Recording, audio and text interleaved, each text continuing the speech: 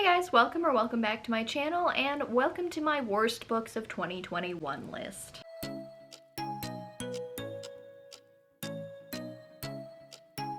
So, obviously, 'tis the season. This is when our best and worst books of 2021 are going to come out. If you don't like worst books of 2021 lists, feel free to stop watching right here. I know that a lot of people think that they are super negative. I'm not trying to be negative. Honestly, the lowest of these was a 2-star, but everything else was a 3-star. I had a relatively not bad reading year, so honestly, these books are the worst of my list because they are not for me, but that is not, well, one of them is actually truly bad and I don't really think that it should be read, but the rest of them are just not for me, and I totally, absolutely no shade to the author, no shade to the people that like these books, but they were not for me. So I'm just gonna jump right into it, and like my top 5 books of 2021 list, this time we are going to go from the best of the worst to the worst of the worst. So the 5th book on this list is Luminous by Mara Rutherford. I own 2 of these, so I'm probably not going to be holding anything out. I had received an ARC of this, and it did not work out the way that I had wanted it to, unfortunately. I read A Crown of Coral and Pearl by Mara Rutherford a couple of years ago, and I loved it. I thought that it was a really entertaining story. I loved the characters, I loved the fantasy, I loved the magic. It was just really good. I had not moved on to the sequel yet, but I enjoyed it so much that when I saw this book was by her, I immediately wanted to pick it up. It wasn't great. It felt incredibly generic in terms of the people and the plot and just everything. I can't even tell you what their names are, and I, didn't care enough to go and look them up, so sorry. But you follow a girl, like I said, whose name I cannot recall, who lives in a world where magic is not necessarily 100% outlawed, but very, very frowned upon. If you are found out to have magic, a lot of times the king's right-hand man, who is really the one in control of everything, will kidnap you and use you for his own gains if your magic ability is deemed useful to him. So the girl in question is a person who has been hiding her magic her entire life, and from what you can tell at the very beginning, her magic is that she glows, like, all the time. Like, she's glowy. It turns out that there's a little bit more to her than that, as one would expect, but in the beginning, that is what her power is. Obviously, eventually, the king's right-hand man does find out about her and wants to utilize her powers for his own gain because he suspects there is more than meets the eye to her as well, and that is the majority of what I remember. There's like a love interest and kind of, but not really, a love triangle thing going on, and there's a lot of traveling that I didn't really understand the purpose of, but what it comes down to is that by the end of that book, I just didn't care. I didn't care what happened to them. I didn't care what happened to the rest of the world. It was very generic. The guy was evil for the sake of being evil. He didn't really have any reasons that I could see to want to do harm to everybody, which, has its time and place. This was not it. He was just there, and he was a bad guy. It was not, I don't know. That's all I really have to say about that. But if any of that does sound interesting to you, go ahead and pick it up, because I know that there are a lot of people that did enjoy it. I just was not one of them. The next book I have on my list is Among Thieves by M.J. Kuhn. This was marketed for people that really, really liked the Six of Crows duology. For me, it fell a little bit short of that. I can definitely see why. Once again, I don't remember any of their names, and I apologize for that, but this is my worst books of 2021 list. I'm not really here to give the synopses other than what I can tell you I remember of them. So this one follows, I believe, a girl, maybe it was a crew, but specifically a girl. They're a thieving crew, and they were supposed to steal stuff to stop the oppression of someone. That's all I got. That's pretty much all I got. I think that the girl was really good at knives. She was like the Inej kind of person in the Six of Crows, but like the guy who was the head of the group was no Kaz Brecker. Everything about it seemed like it was really, really trying to be Six of Crows, and to me it just didn't. A lot of people really, really liked this, and that's perfectly fine. Just for me, I didn't fall in love with it. I didn't fall in love with the characters. If you know what happens in Six of Crows, we'll say that the end of Six of Crows, that is, I will say that something very similar to that happens in the end of Among Thieves, and I did not really care about it to the point where I don't know if I'm going to pick up the sequel or not. Most likely not, but if Six of Crows is something that you enjoy, definitely go and give this a shot, because maybe it's something that you're going to love too. It just, for me, it felt a little bit juvenile. Having said that, I do remember that one of the things that really bothered me was that it was marketed as an adult, and every single time somebody made some kind of like adult joke, it was presented in a very juvenile manner. I don't really know how to describe it because I don't remember anything specifically. I just remember thinking that sounds like a joke that a 12-year-old would make when he learns what sex is for the first time. So the humor didn't work for me. The humor honestly felt like a bunch of like middle school boys just kind of joking around with each other. But definitely, if Six of Crows was something that you liked, go ahead and give this a shot, because it might be something that you like as well.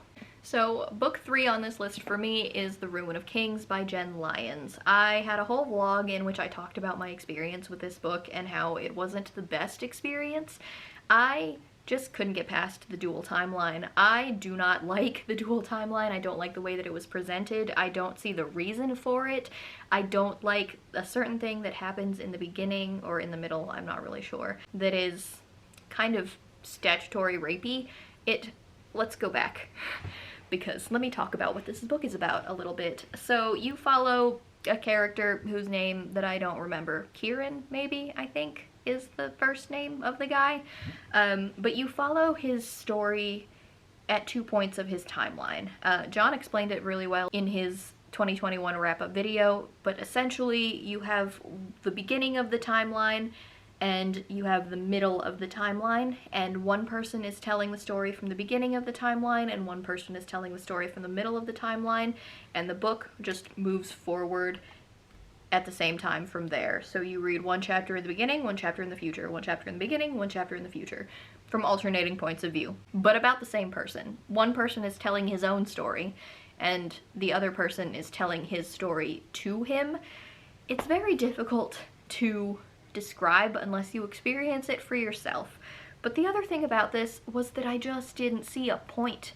I couldn't, by the end of it, had no idea why the author had chosen to done it this way.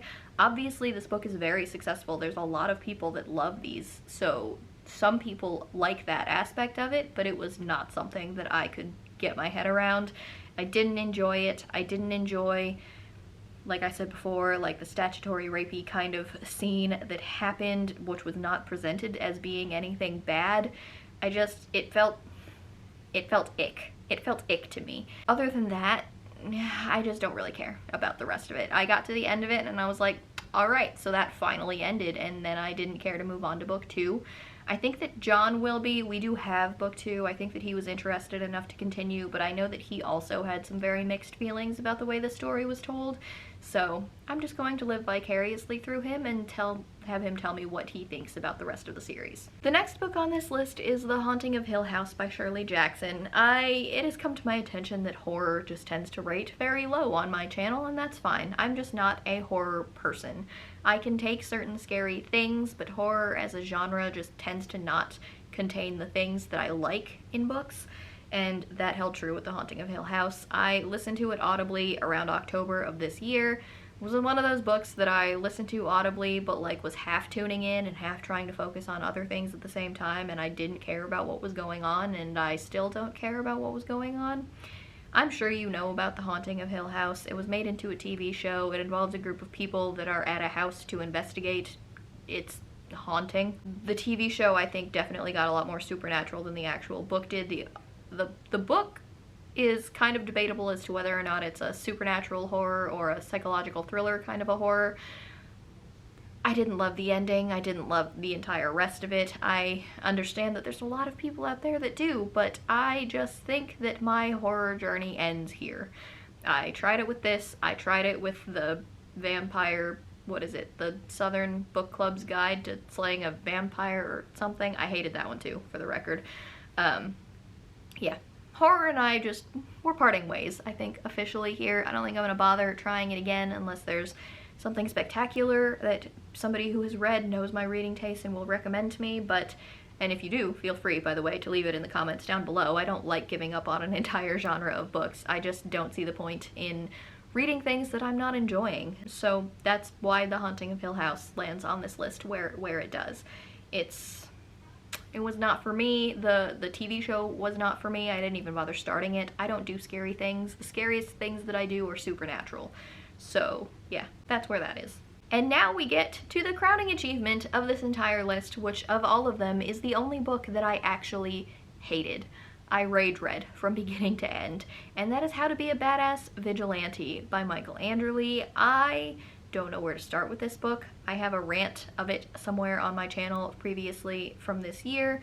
My Goodreads has specifically things highlighted that I despised about the writing style, but there was a lot of fat shaming and misogyny and just not great comments throughout. Let me see if I can find them. Now, while I'm looking up my comments on How to Be a Badass Vigilante, this is about a girl who has found some kind of a book that grants her like witchy supernatural powers, and she uses them to become a vigilante, like a superhero kind of a deal, where she goes out and she helps the people who cannot help themselves and so on and so forth, which sounds really, really cool, right? Well, this is the second series. I guess the first series is technically How to Be a Badass Witch, which I bypassed. I didn't know it existed, so I started with How to Be a Badass Vigilante. That contributes nothing to my review. I didn't feel lost. I didn't really feel like I had missed very much because it was recapped. But the important thing that I need to point out, okay, it took me a minute, but here they are.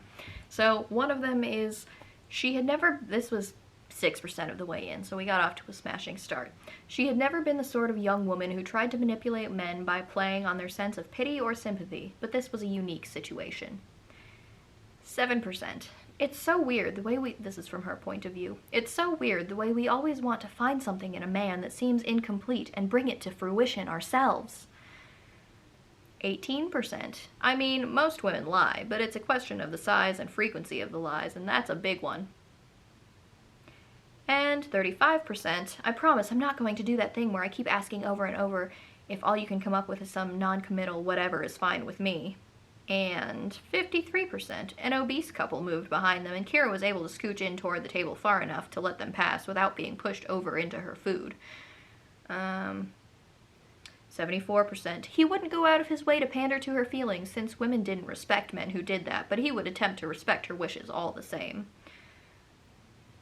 78%, she and her kids seemed to have a total aversion to vegetables of any kind and wanted to make certain that no plant matter ever ended up in their food.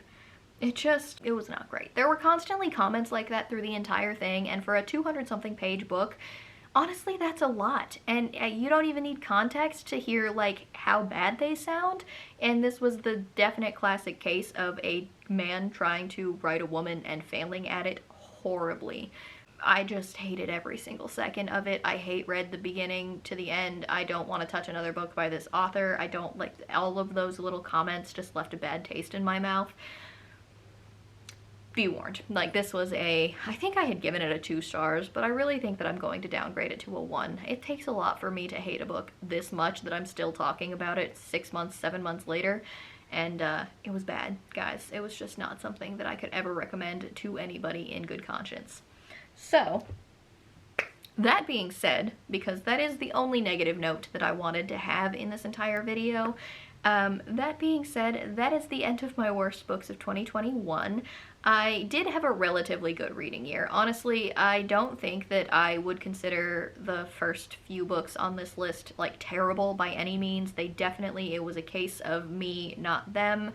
It was not for me, and that's why they were rated as, 3s. And 3s are still pretty good, honestly. 3s are a good rating. There's nothing wrong with them. They're just meh to me, personally. If they sounded interesting to you at all, I 100% say go for it. My reading tastes are not necessarily your reading tastes, so yeah. other than that, that is it for my worst books of 2021. I will leave all of these linked down in the description box down below as per usual if you wanted to go and check out any of them. Down there you're also going to find my unplugged book box rep code, which is CAT5 for 5% off of any subscription from now until I believe February, and a book of the month affiliate link. Also, you're going to find links to my Goodreads, my Twitter, and my Instagram in case you guys wanted to follow me on any of those. But don't forget to like this video if you liked it and subscribe if you want to see more content from me. Other than that, that is it for me today, guys. I'm going to talk to you in my next video. Bye!